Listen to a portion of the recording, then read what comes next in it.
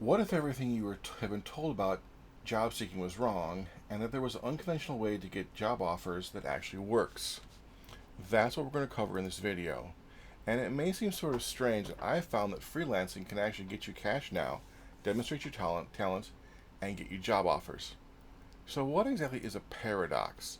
A paradox is like the way they fire bow and arrow. When you fire a bow and arrow, and I never knew this, in the middle scene, what they call the correct spine, I guess, you actually point the bow itself, the bow I have right here, the bow, at the target, not the arrow.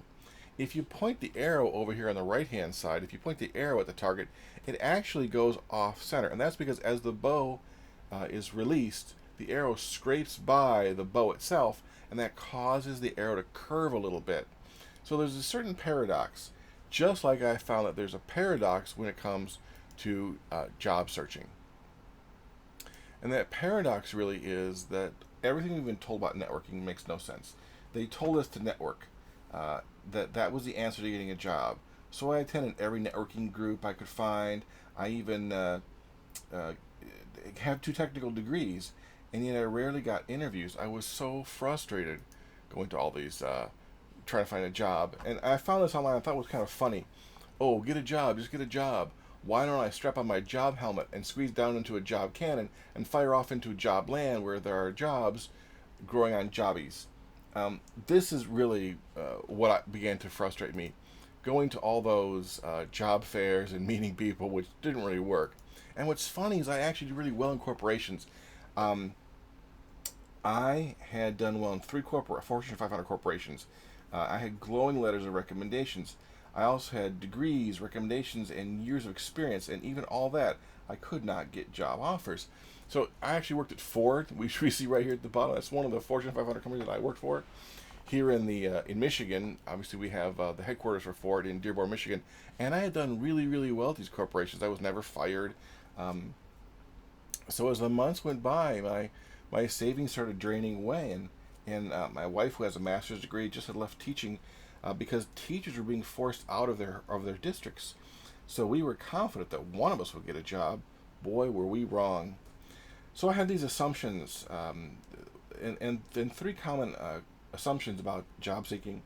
I watched videos online where a salesperson spent 14 hours a day trying to get a job. Now he's a salesperson. I thought, boy, if a salesperson can't get a job, what chance do I have? Um, at all these networking events, I only found other job seekers who were equally frustrated. And at career fairs, the list of skills companies wanted seemed unrealistic. I mean, I'm good, but I can't walk on water. I can't turn water into wine or raise the dead. As I looked at my day, I realized I was doing what freelancers do. I was prospecting on job boards. I wrote sales pitches in the form of cover letters and resumes, and I worked a call sheet to get interviews. See, I worked my way through college as a freelance programmer, and I started to wonder if I could at least make some money freelancing while I continued my job search. And while I hate prospecting, that is a big part of job searching. In fact, I realized that if everyone is job searching, it's like being part of a herd, and no one will hear my voice as part of the herd. So I want you to look at this chart that I have here, which I just noticed the similarities in prospecting for freelance work versus prospecting for jobs. Along the red, you can see job hunting is you search job boards, etc. You call companies, you send resumes. It's just sort of like cold prospecting, and you do all that to try to secure interviews. And in the end, you try to close for the employer for a job. But with freelancing, you do kind of the same thing. You look for job postings online for work, for gigs. You submit bids or proposals. You talk with clients. You send links to your portfolio. You sort of pitch yourself. But at the end of the day, you may actually get a little bit of work. And that little bit of work often turns into, I found, paying gigs and real job offers. After 6 months, I was halfway through what I needed each month as far as getting money with freelancing. That is, freelancing is a lot of prospecting. But the thing was, I learned I didn't have to do telephone prospecting. I could actually get jobs, that is gigs, and compared to normal telemarketing type prospecting or begging companies for jobs, please hire me, I was actually getting paying work. And that paying work was because I noticed that the freelancing world was really kind of amazing. I started getting all these statistics on freelancing. And so again, after 6 months, I was making half of what I needed per month in 6 areas. I'd take any freelance job I could. I knew Excel, so I took jobs creating Excel spreadsheets. One of my degrees is in PR, so I took freelance writing jobs. My computer science degree landed me programming and website work, and my art hobby gave me entree into paying graphic arts work. I was making training videos one week and coding the next. Slowly but surely, I slowly began to realize that the financial pain was being lifted. And then it happened. I was earning enough to cover all my bills, including paying health care, which is something we never had to pay for. When my wife works as a teacher, we never had to pay for health care. But now all of a sudden I was making enough money to pay for health care.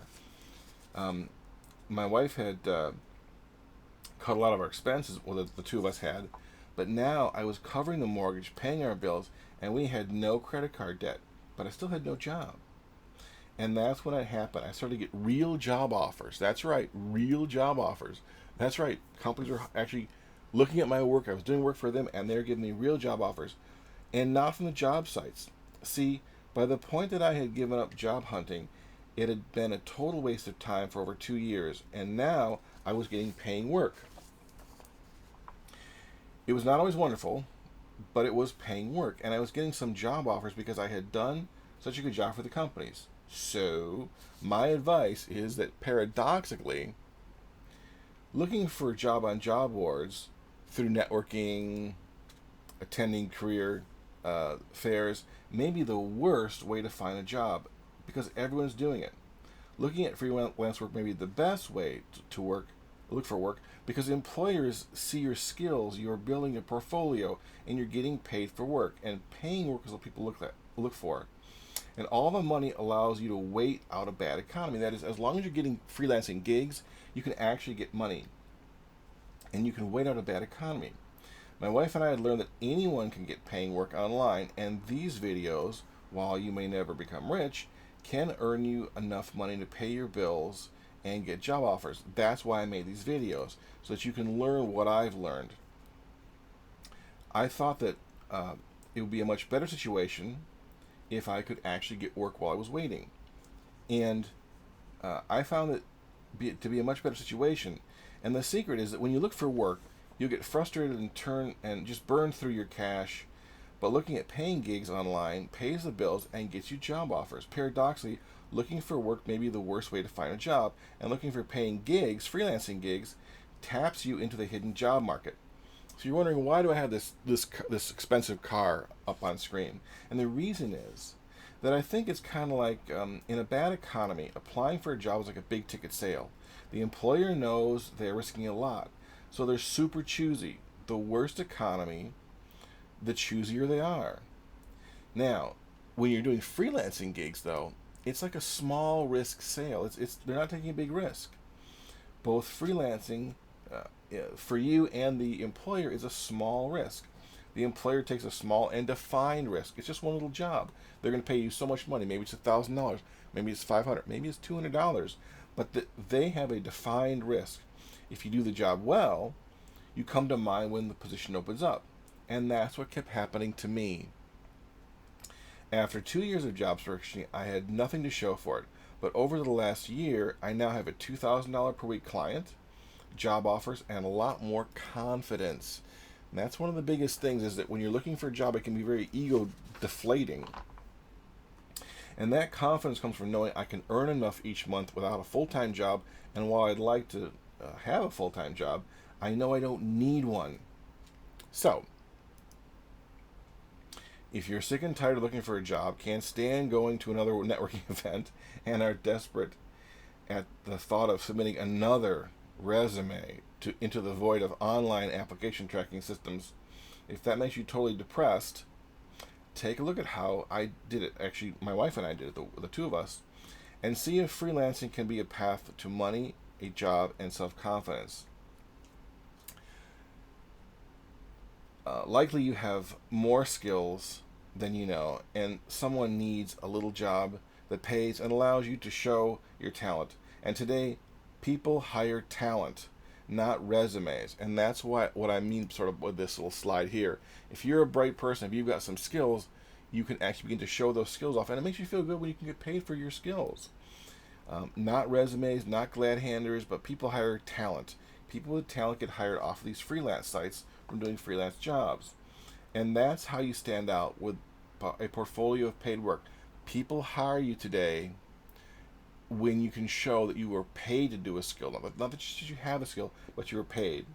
So if traditional job hunting is not working for you, try the route that pays you to demonstrate your skills. So that's what I did. I have found that actually freelance work can be a way to get real job offers.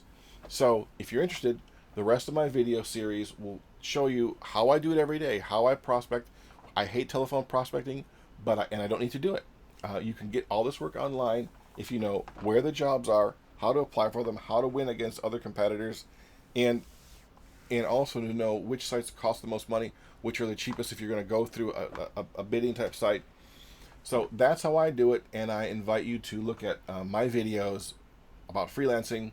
I think it's easier to get paying work than traditional jobs searching. I think there are more opportunities than you realize, and there's a lot less competition. So I invite you to leave the crowded fish tank of job seekers and join the better fish tank, more open waters of freelancing.